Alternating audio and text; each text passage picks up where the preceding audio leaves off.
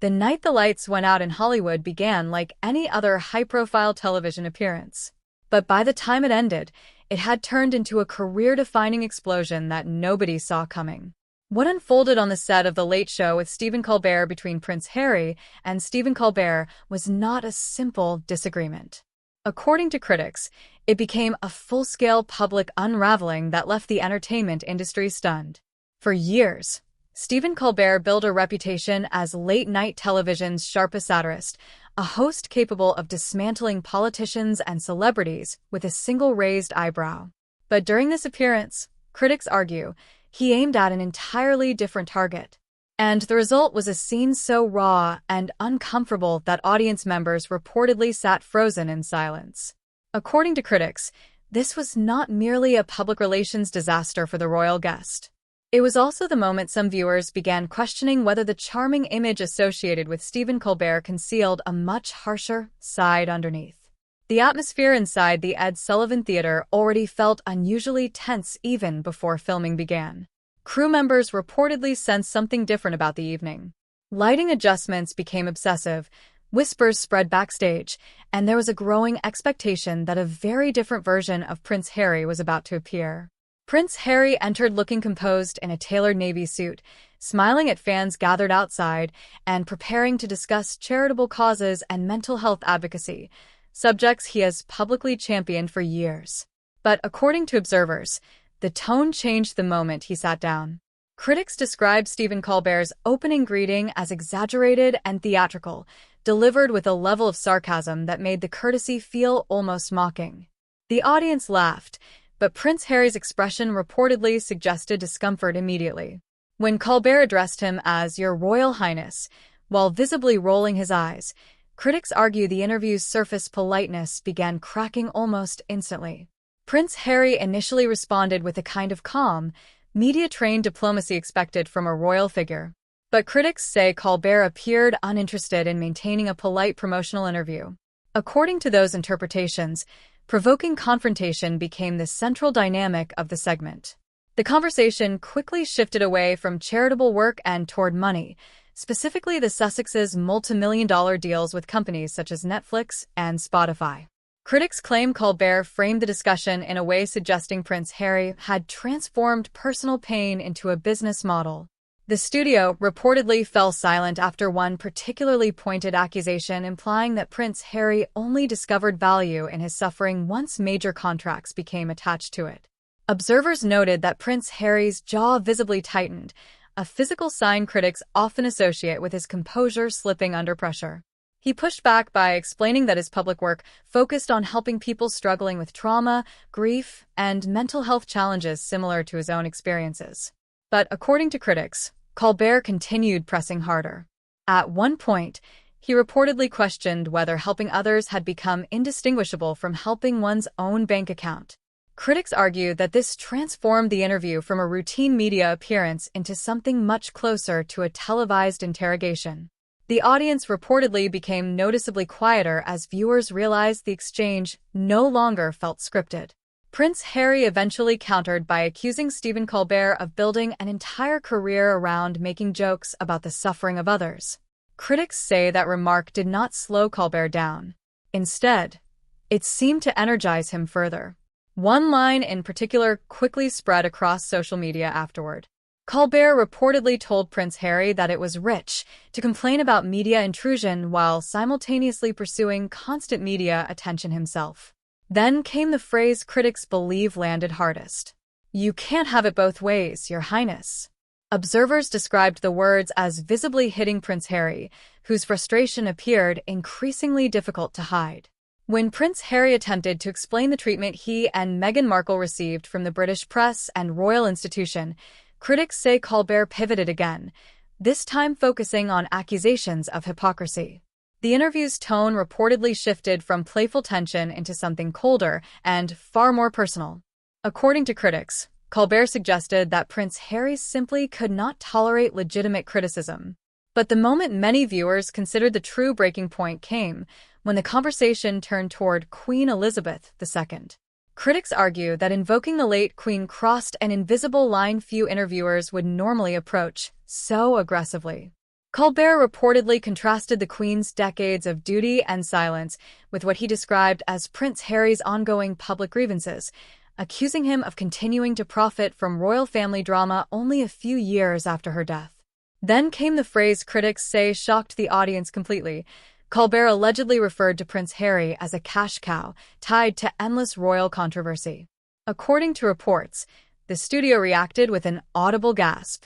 Observers described Prince Harry's face changing from controlled restraint to visible fury. For the first time during the interview, critics say his composure truly broke. "Don't you dare," he reportedly responded in a low voice intense enough to make audience members visibly uncomfortable. According to critics, he directly told Colbert that he had no right to speak on what Queen Elizabeth II would or would not have believed. But Colbert allegedly continued pushing, claiming the Queen symbolized duty and sacrifice, while Prince Harry represented the opposite. Critics described the remark as one of the cruelest moments of the interview. In response, Prince Harry pointed toward his 2 military tours in Afghanistan, contrasting real-world service with a career built around jokes delivered from behind a television desk.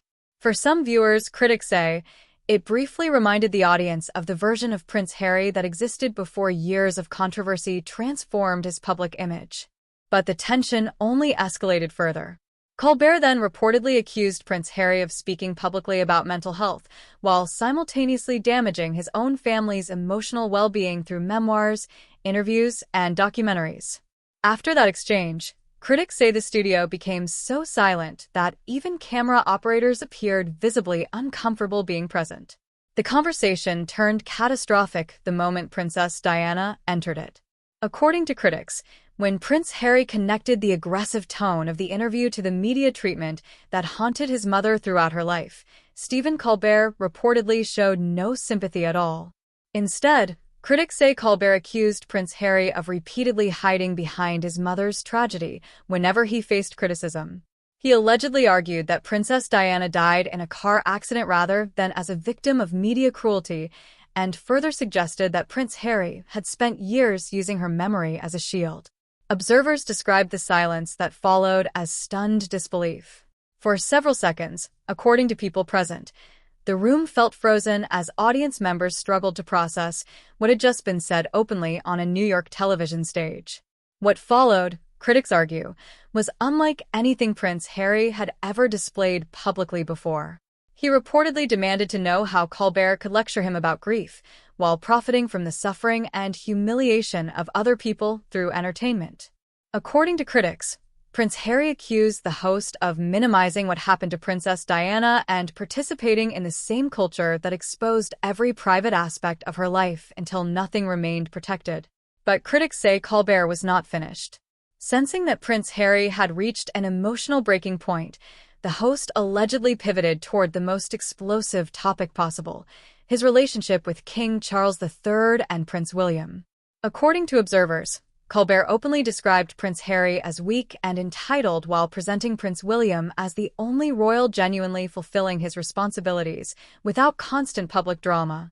Critics described the mention of Prince William as the final trigger. According to reports, Prince Harry suddenly stood up from his chair, towering over the desk with visible fury radiating through his posture. He reportedly told Colbert that he knew nothing about the trauma he and his brother had experienced together, the grief, the pressure, and the emotional burden attached to growing up inside the monarchy. At that point, critics argue, the show no longer resembled entertainment. Instead, it felt like a deeply personal family conflict transformed into spectacle for ratings. Observers claim Colbert responded with a cold smile, telling Prince Harry that he had burned every bridge in his life and become just another celebrity, struggling to remain relevant while the world moved on. Audience members reportedly sat completely motionless, many visibly uncomfortable and unsure how to react. Then came the physical climax of the confrontation. Critics say Prince Harry, visibly shaking with rage and emotional exhaustion, called Colbert a coward hiding cruelty behind comedy and a pathetic excuse for a journalist. Moments later, he allegedly slammed his hand onto the desk hard enough to send a coffee mug jumping into the air and spilling across the papers below. Witnesses described the sound echoing through the studio like a gunshot. According to reports, production staff immediately began signaling frantically for a commercial break, but the cameras reportedly kept rolling. Critics say Prince Harry refused to sit back down. Standing over the desk, he allegedly labeled Colbert a bully and a sadist who took pleasure in tearing vulnerable people apart under the protection of entertainment. According to observers, Colbert rose from behind the desk as well, maintaining a cold composure while accusing Prince Harry of humiliating his father and stepmother publicly while they continued serving the country. Critics claim he also brought up the Sussexes' comments regarding race and skin color within the royal family, suggesting those revelations surfaced only when useful for justifying their departure. At that stage, according to reports, nobody in the studio, audience, crew, or even production staff appeared certain what would happen next. The confrontation quickly exploded across social media afterward, where viewers replayed clips repeatedly and analyzed them frame by frame. Critics argue that Prince Harry's public composure did not merely crack during the exchange, it vanished entirely. At one point, he reportedly shouted that he was tired of people like Colbert attacking his wife and children while hiding behind the label of comedy. Then, according to witnesses, Prince Harry ripped off his microphone so forcefully that the wire snapped before he threw the device onto the desk. The resulting audio feedback reportedly shrieked through the studio speakers, creating a moment audience members later described as unforgettable. Critics say Prince Harry stormed toward the exit and nearly left the studio entirely. But before he reached the door, Colbert allegedly delivered what some entertainment insiders later described as the single worst line of the night. Calling after him, Colbert reportedly asked whether Prince Harry was running away again, just as he had supposedly run from his royal duties and his family. Observers described the silence that followed as suffocating. According to reports, Prince Harry stopped instantly and slowly turned back toward the desk with an expression witnesses later described as a mixture of rage, disgust, and visible emotional pain. Walking back toward Colbert without sitting down, he reportedly leaned forward and spoke in a near whisper that nevertheless carried throughout the entire studio. Critics say he told Colbert that when he sees people struggling, his instinct is to help them, while Colbert's instinct is to kick them while they are down and call it comedy. Then came one final escalation.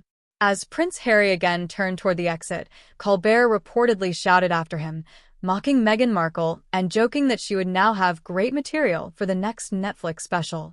According to critics, that became the true breaking point.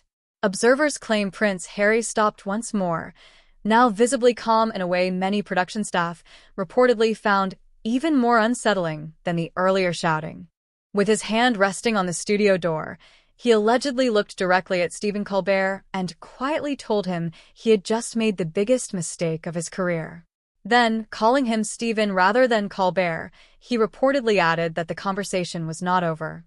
The heavy studio doors slammed shut behind him. For several seconds afterward, according to reports, nobody moved. Critics say even Colbert appeared shaken despite attempting to maintain a smug smile, with witnesses noticing his hands visibly trembling behind the desk. Production staff reportedly scrambled to salvage the remainder of the show, while Colbert's attempts to recover the atmosphere through humor fell completely flat. Audience members allegedly began leaving before filming even finished, unwilling to participate in what many felt had crossed the line from hard-hitting television into public humiliation. Within hours, clips from the confrontation spread across social media worldwide. Hashtags criticizing Colbert reportedly trended rapidly, with even longtime critics of Prince Harry unexpectedly defending him after watching what they described as an interview that shifted from aggressive questioning into outright hostility in real time.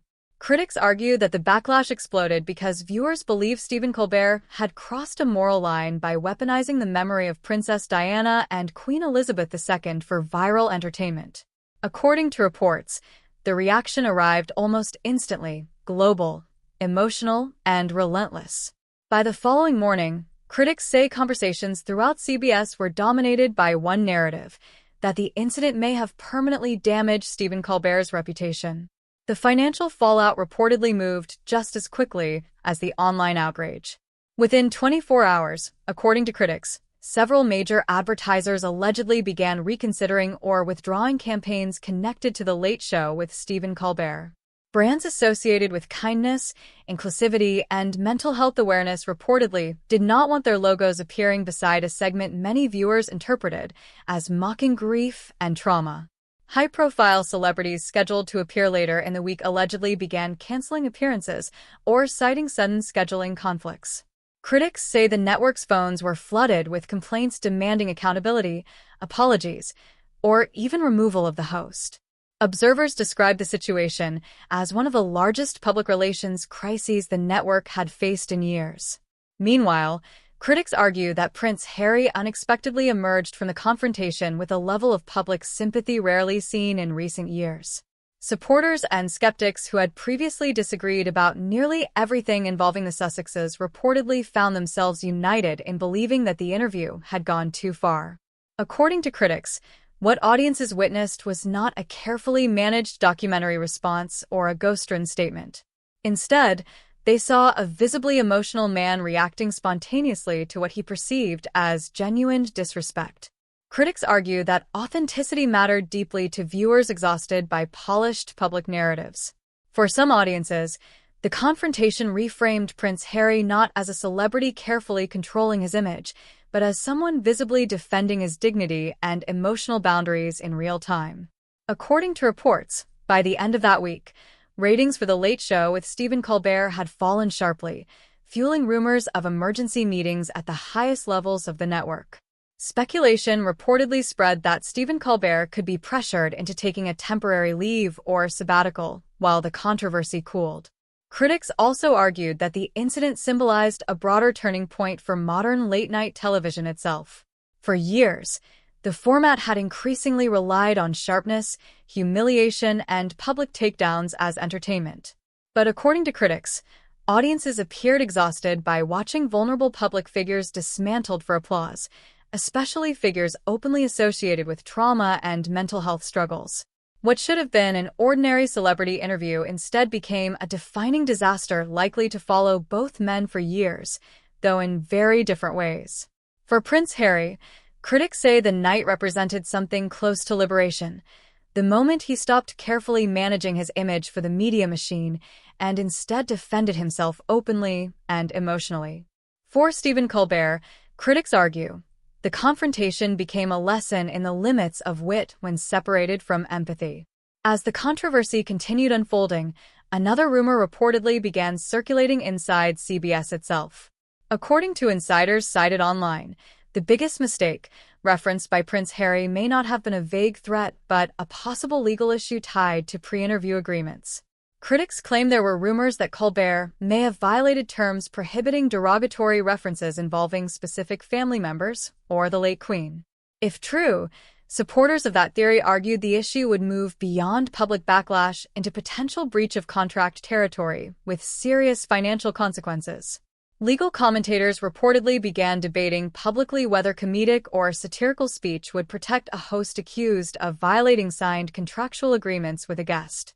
Critics point out that silence from the network's legal department only intensified speculation that internal panic was spreading behind the scenes. One particularly ironic development involved the British tabloid press.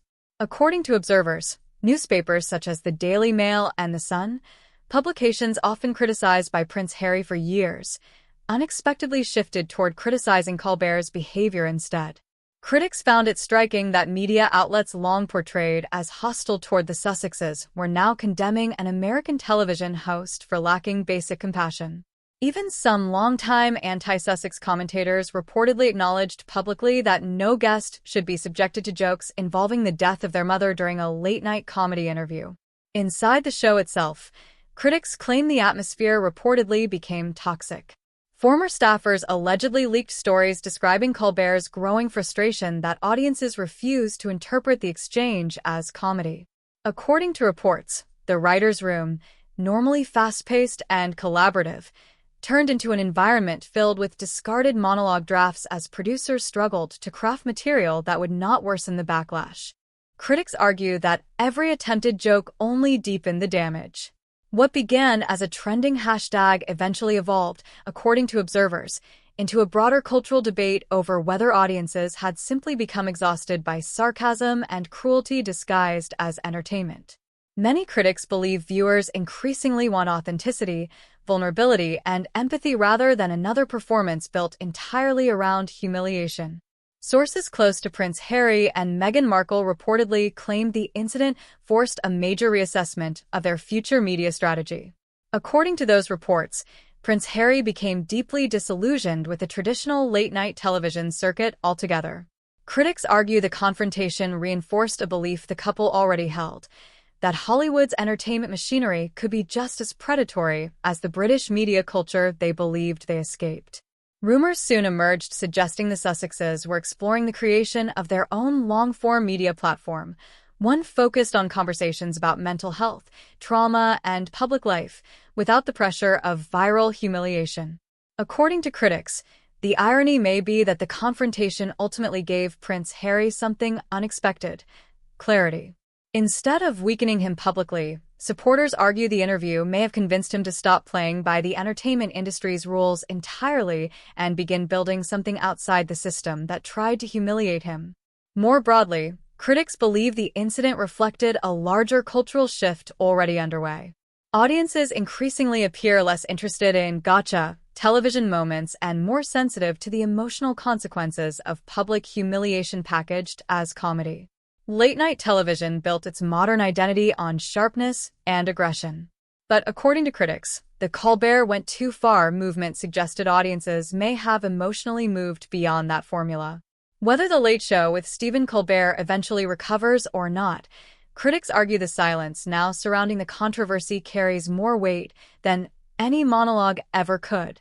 And for Prince Harry, supporters believe a new direction may finally be emerging, one that no longer depends on anyone else's platform, permission, or approval.